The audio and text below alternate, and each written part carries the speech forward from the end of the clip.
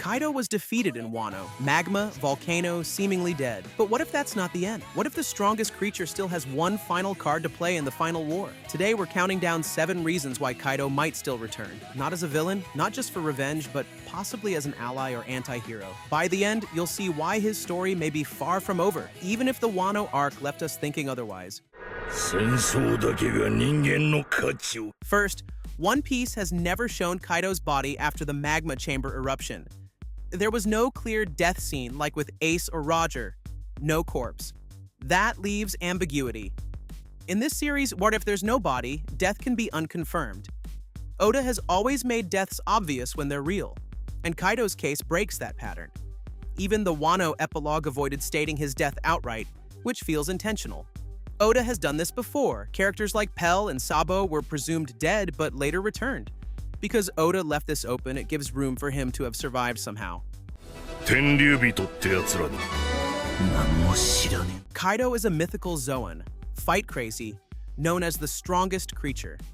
His durability is off the charts, surviving punishments others can't, resisting the severest injuries.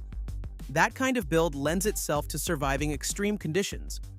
Oda showed us countless times that Kaido tanks lethal blows with ease, from skyfalls to piercing attacks. His dragon form alone endures heat and pressure far beyond normal limits. Even magma may not be enough, especially if he awakened or gained a new edge just before or after the duel. With his resilience and will to fight, it's believable that Kaido could have endured even that final blast. Number 5. Oda didn't give full closure. There are interviews and subtle fan observations about details most people missed. For example, some believe Kaido's devil fruit wasn't awakened fully before his supposed defeat. Maybe the fight pushed him past the brink. Awakening could change things. Oda loves to hold back key abilities for later reveals, and Kaido fits that pattern. If his power truly awakened at the last second, it could have given him a way to endure the magma or even escape unnoticed. That would explain the lack of a body and the quiet aftermath. If awakening is in play, Kaido's powers might be very different going forward, enough to survive or rejoin the fight.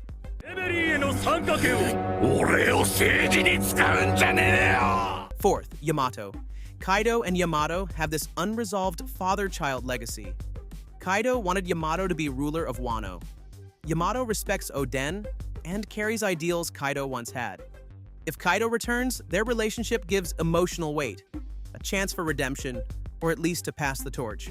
Oda rarely leaves deep family arcs unfinished, especially when they mirror generational themes. Yamato's journey feels incomplete without facing Kaido one last time, whether in conflict or closure. A reunion could show the human side of Kaido we've barely seen. Narratively, a return that involves Yamato could be satisfying rather than just a cheap surprise. Third, many fan theories tie Kaido's character back to Japanese folklore. Shutendoji, the Oni defeated and buried under a mountain who later returns. Some theories suggest Kaido, like Shutendoji, could come back in a changed way, even aligned with the protagonists. These folklore echoes are not accidental in One Piece.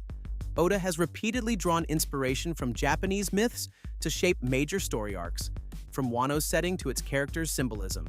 The Shutendoji parallel fits perfectly with Kaido's fall into the earth and potential rebirth. It hints that his defeat may be temporary, more symbolic than literal.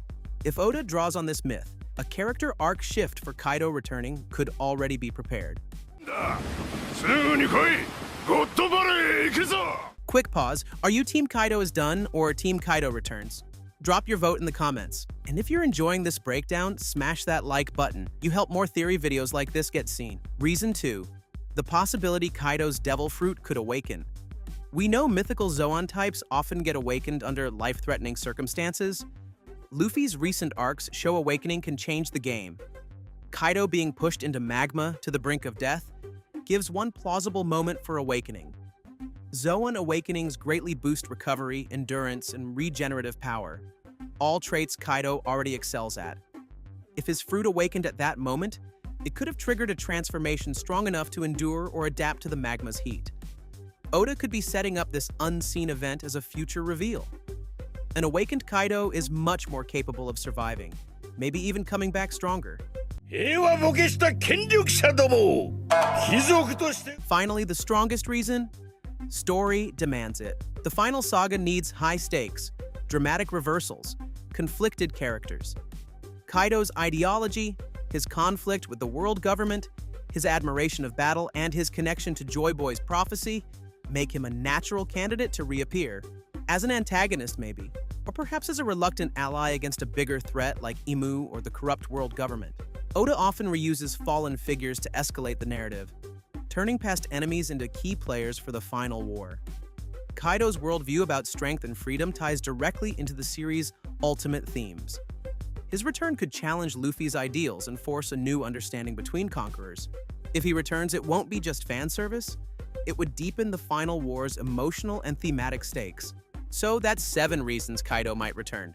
No solid corpse, durability, hints and lack of closure, Yamato's legacy, folklore ties, possible awakening, and strong thematic demand.